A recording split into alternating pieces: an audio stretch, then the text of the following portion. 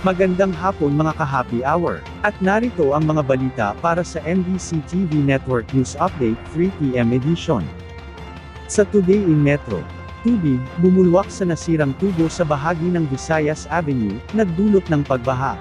Ating panuurin sa MBC TV Network News ni Val Gonzalez.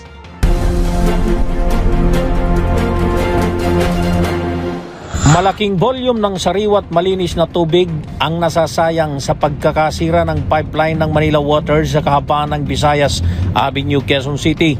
Ayon sa gwardiya ng isang restaurant na katapat ng nasirang linya ng tubig, alas 11:20 ng gabi kagabi nang magsimulang umagos ang tubig na nagmumula sa ilalim ng sementadong kalsada. Pero kahapon pa raw ng tanghali nang mapansin nilang nagsimulang magtubig ang kalsada, lumalabas na galing sa tubo ng tubig sa ilalim ng sementadong daan na galing ang bumubulwak na tubig.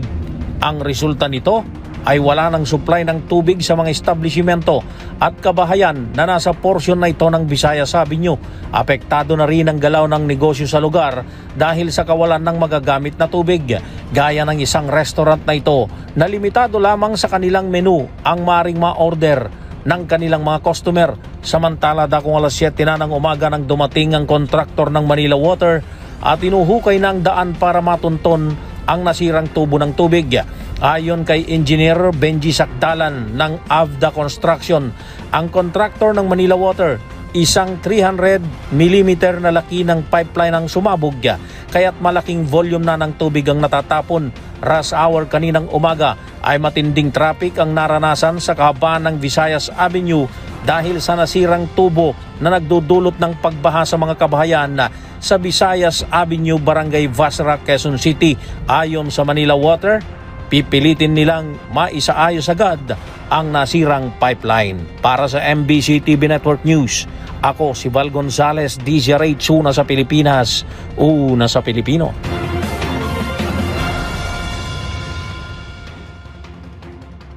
Samantala, ilang mga lugar sa bansa nagkansela ng pasok ngayong araw. Ilang mga lugar sa bansa ang nagsuspinde ng pasok sa paaralan dahil pa rin sa epekto ng bagyong Opong ngayong araw. Kinabibilangan ito ng mga lugar ng Dagupan City at Calasiao sa lalawigan ng Pangasinan at buong probinsya ng Masbate na nagkansela hanggang sa araw ng Sabado, October 4, habang sa Bacoor, Cavite ay dahil sa pagdiriwang ng araw ng Bacoor. At yan ang mga balita para sa MBC TV Network News Update 3 PM edition. Abangan ang mga susunod na balitaan mamaya para sa 4 PM edition.